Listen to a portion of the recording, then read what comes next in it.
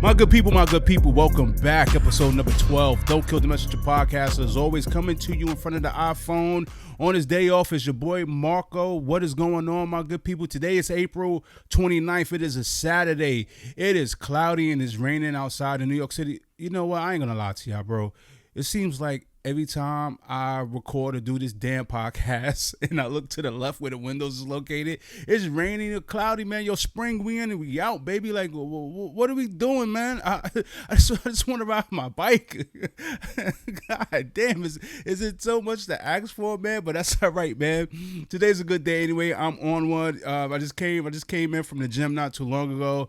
I'm drinking my Celsius energy drink, man. It's all natural. I'll put the link below for you guys because your boy's an Amazon affiliate.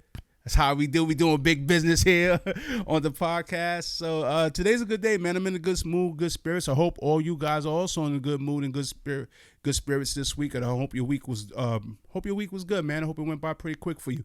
And another reason why I'm super on one is because literally in 6 days I fly out for a little long weekend with the wife and the little one. We're gonna go on a little 3-day cruise with my wife's best friend and her husband and their kids. So, it's always good to hang around good people, man, and just have, vibe out and have some good times and stuff like that. So, I'm super excited about that because honestly, man, low-key, your boy has been burnt out, man, at work. It's like I am slowly, getting towards that finish line, but the finish line is almost here, man, so that's good. Listen. As always, man, I want to thank everybody for the love. I want to thank everybody for the support. I'm going to lie, man, that last episode really, it was moving fast, man. We did some pretty decent numbers for a podcast that's just starting, you know what I mean? So I was really happy with that, you know what I mean? So I want to thank everybody, as always, for their love and your support. And also, man, I had 3 people hit me, man, talk about, yo, man, you motivate me. One said I motivate them to start working out. And, that shit means the world to me, bro, because listen. You don't have to have the world's most perfect body. I know I do. And I know I'm trying to get rid of this section right here. You know what I mean? And it's harder when you get older. But just the fact that you're trying to even stay active, just to be mobile and move around. Because as you get older, man, if you don't use it, you'll definitely will lose it.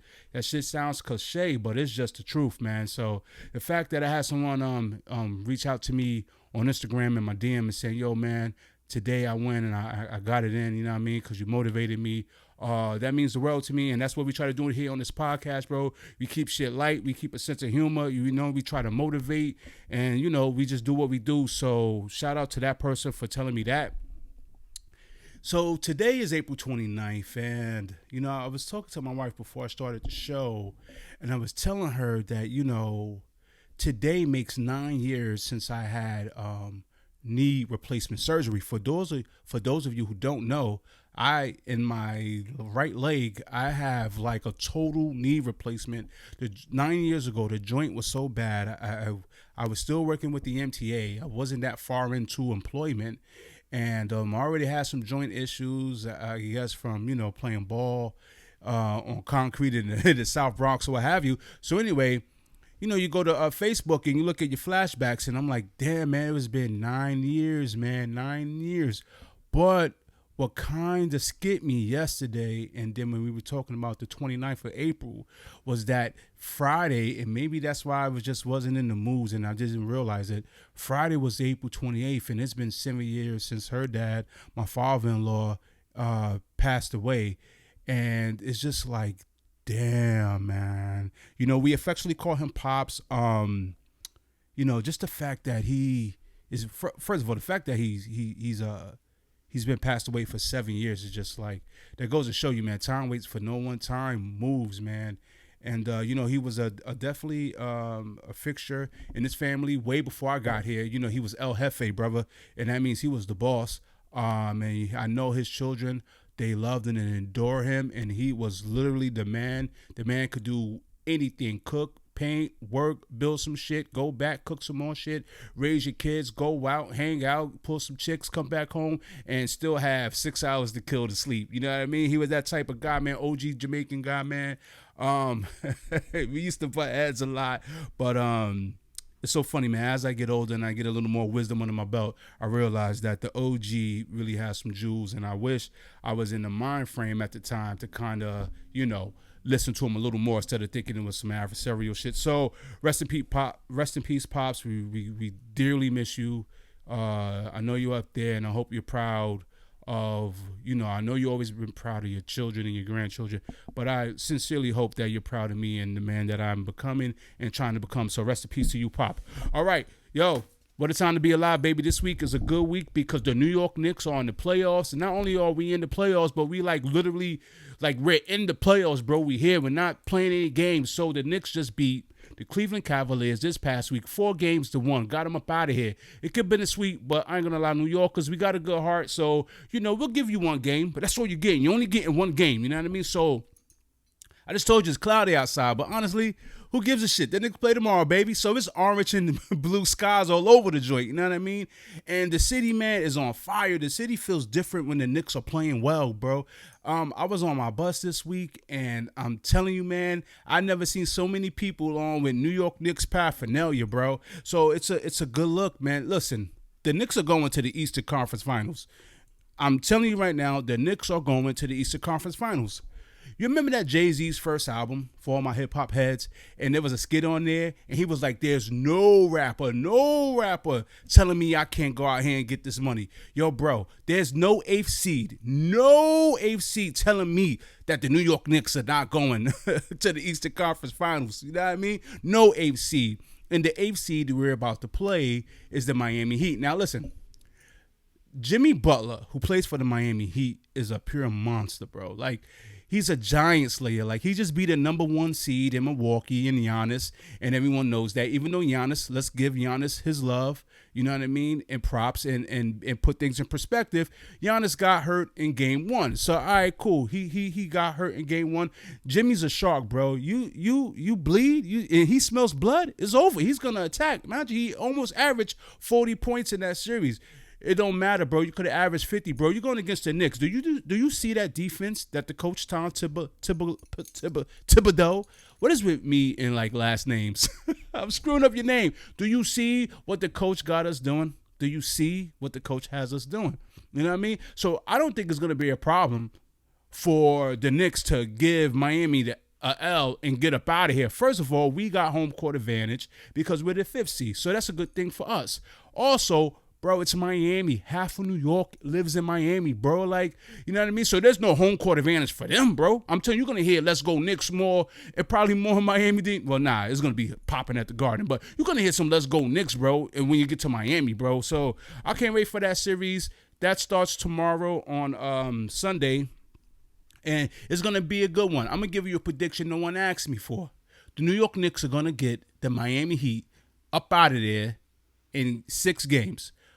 Marco said it first. I guarantee, like Patrick Ewing used to do back in...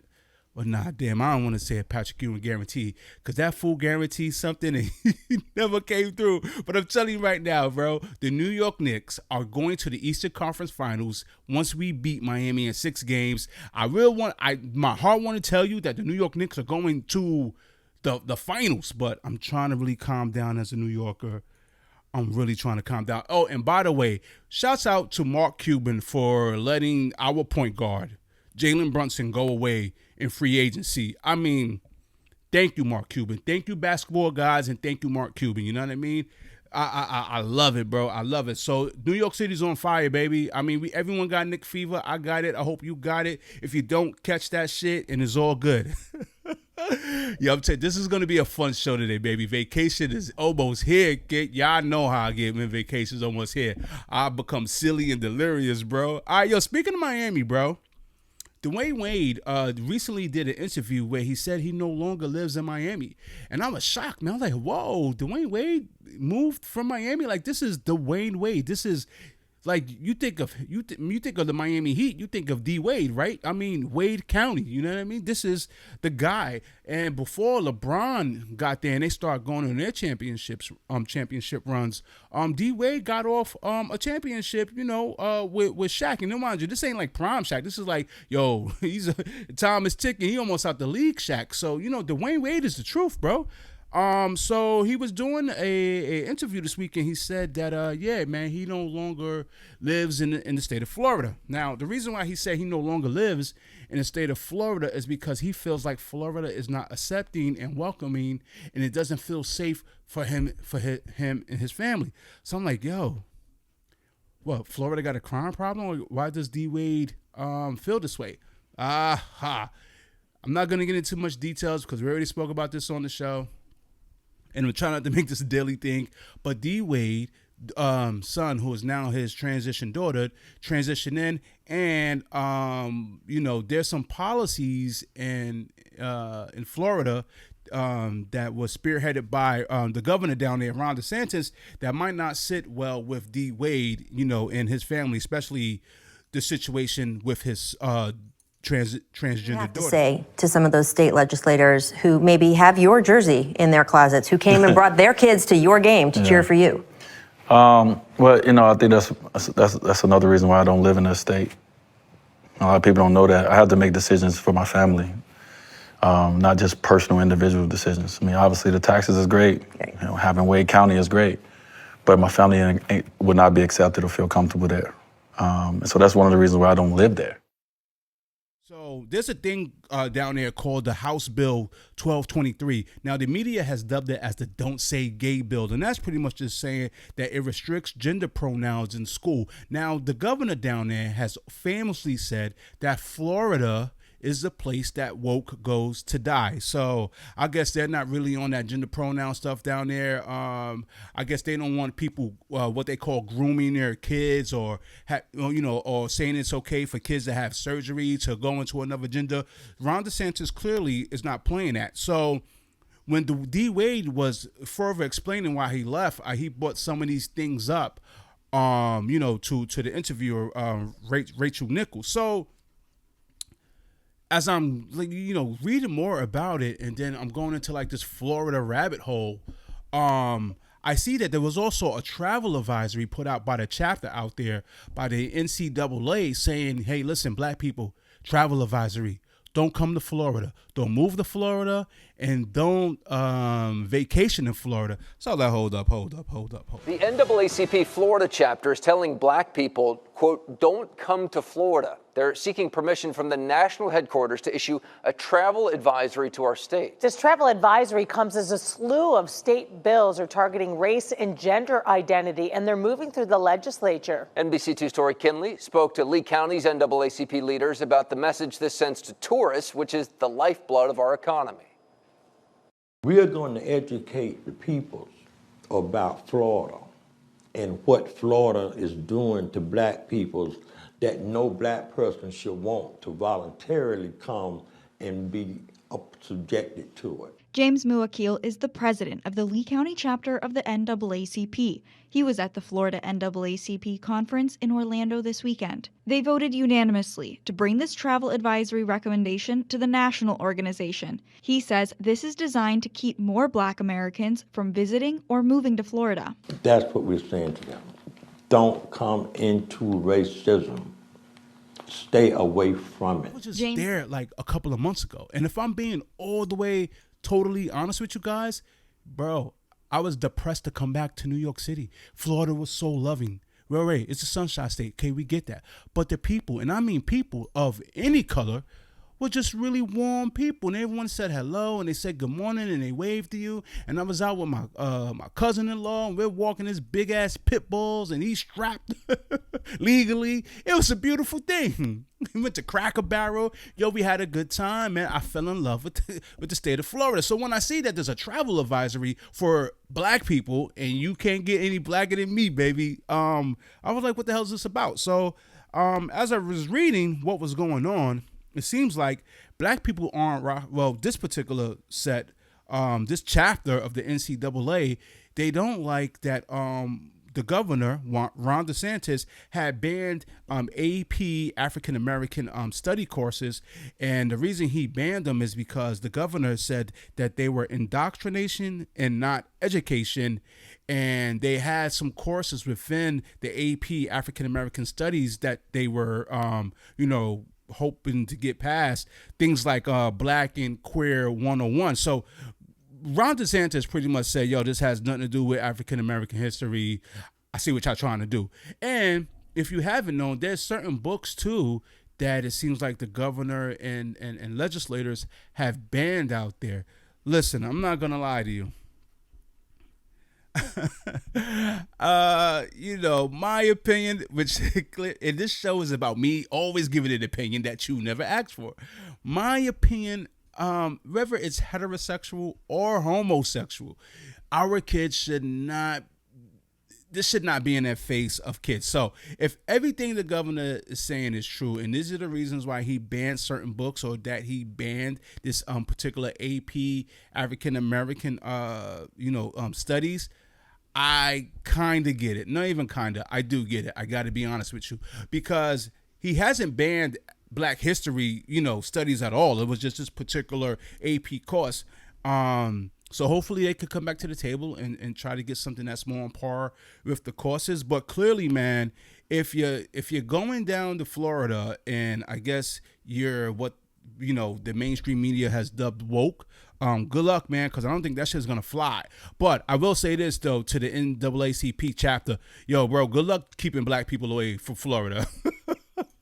Are you shitting me? Yo, bro, as long as South Beach continues to exist, as long as there is a thing called South Beach, an entity, location, whatever, you're not keeping Black people away from Florida, bro. It's like not gonna happen, bro. Bro, you got South Beach, you got Wet Willie's, you got Club 11, you got Tootsie's, you got The Office, bro. Especially, you're not keeping Black people from Florida. You're not keeping Black rappers from Florida, bro. It's not happening, bro. I'm telling you, it's not happening. So, I mean, when I seen it, I was like, come on, man, what are we doing? Like I said, bro, I thoroughly enjoyed myself in the state of Florida, and I promise you right now, as soon as I get a chance, I am relocating to the state of Florida. So I don't know what the NAACP, respect to you brothers, but I think y'all off bases on this one, bro. You know what I mean?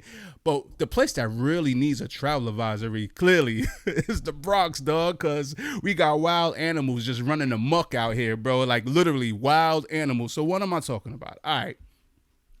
So, yo, over the past week, a peacock got loose from the Bronx Zoo, bro. Yo, when I tell you I love this story, bro, this story is so Bronx, bro. This is the type of story that makes me just like fall in love with the Bronx, bro. I swear to God. So, all right. So a peacock, and it was a beautiful peacock. I'm going to put a picture up, man. Nice blue feathers. I mean, the peacock, it was a beautiful bird, bro. You know what I mean? So how can you, not want to protect this bird? So he escapes from the zoo. I don't know what he was doing. I don't know if he felt like because the zoo is not that far from Fordham Road. I don't know if he wanted to go get him a fitted. I don't know if he wanted to go get him some Timbs. I don't know if he wanted to go get a little smoke. I don't know what this peacock was doing, but clearly he's like, yo, I'm out of here. So he got up out of the Bronx Zoo. Now he's in the hood, bro. He's diddy bopping around like a super thug. You feel me? And then the local people, the people from the neighborhood, they were like, yo, bro. One guy said, yo, he was smoking, and he was like, I looked. He was like, yo, is that a peacock, or am I super high? You have to hear some of these guys when the reporters pulled up, because this was a big deal. Like a gazillion news reporters was out by the Bronx Zoo because of this escaped peacock. So in the hood, because we got such a sense of humor and everything is funny, what did the hood do? What did the hood do with the bird? The hood dubbed this bird honorary Puerto Rican and named him Raul. Yo, bro. Peacock is running the street. Cell phone video shows the Bronx Zoo peacock strolling down Vice Avenue yesterday afternoon. We're trying to keep the bird safe, man. A few Good Samaritans spotted the bird and tried keeping it safe off the street. Police say the peacock bit a man who had been patrolling the bird for hours before it took off again. Thankfully, the man was not seriously injured, and despite the bite mishap, the peacock became a local celebrity and got a warm welcome in the neighborhood. The whole neighborhood came out. We named him Raul. They say he's Puerto Rican. I mean, like, what kind of story? Come on.